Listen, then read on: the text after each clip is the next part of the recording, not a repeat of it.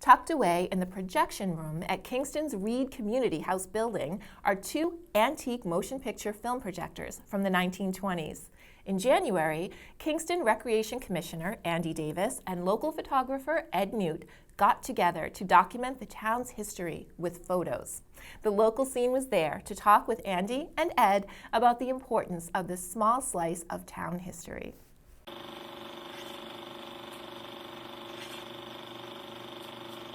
So we're at the Kingston's Reed Community House, a building that was built almost 100 years ago up in the projection room. It would be neat if we could get these restored. The photographer who is going to take some pictures here in a little while found one on eBay that was restored, and that was one of the things. It's like, wow, could we put this out there? Like, does anybody know more about these projectors? Could we actually find, some are missing some lenses and some little parts.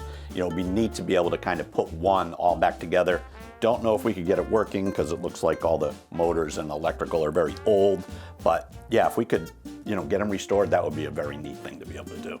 One of the things that we do here at the Reed, we're always looking for to document stuff because we've tried to go back in time, if you will, trying to find pictures of the building. And this is a way for us to kind of document the history a little bit, what we can do so it can go into, town archives and things like that. So Ed's going to take a set of photographs because that's what he does.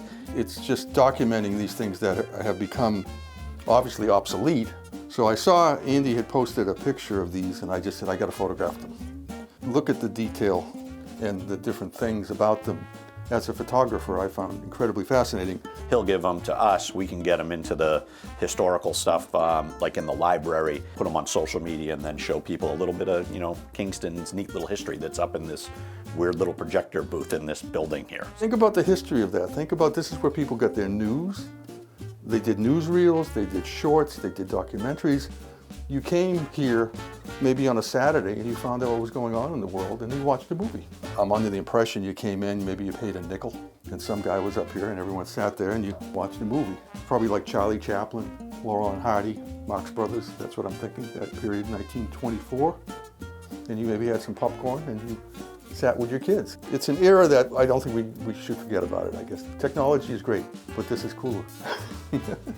I think history is always important. There used to be a drop ceiling here in this building in the main hall, and they put in that ceiling in, I think, 1970s at some point in time, and it covered up a beautiful half-moon window that we have up here, the beautiful ceiling.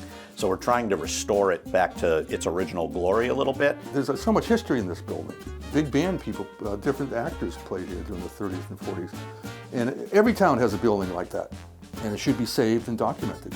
And not that you want to dwell in the past, but I think it's good to acknowledge it. And this is part of what this building has been for, like I said, almost 100 years. We do movies down at the beach now, with a LCD projector. If we could get one of these working again and crank it up and you show an old, movie without sound here before we show a Disney movie of some sort, that would be really neat. I think it's important just to keep, passing on the history to the next crew that's going to be in here so they know town history with these fascinating machines that are up here that used to project movies for the town back in the 30s and 40s.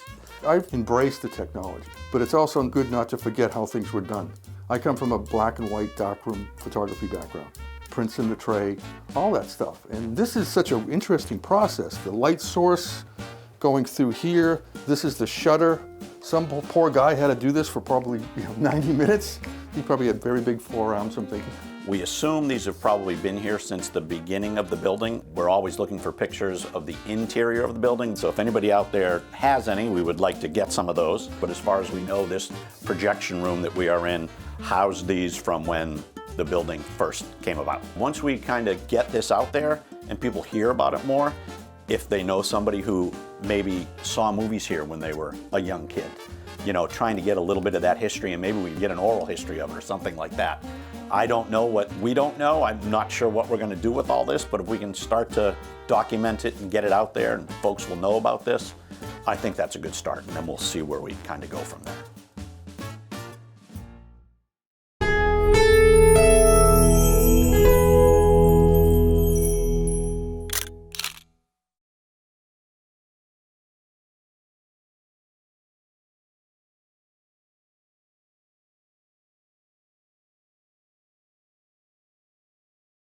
Thank you for watching. If you enjoyed this video, please hit the like and subscribe button before you go. We'll see you next time.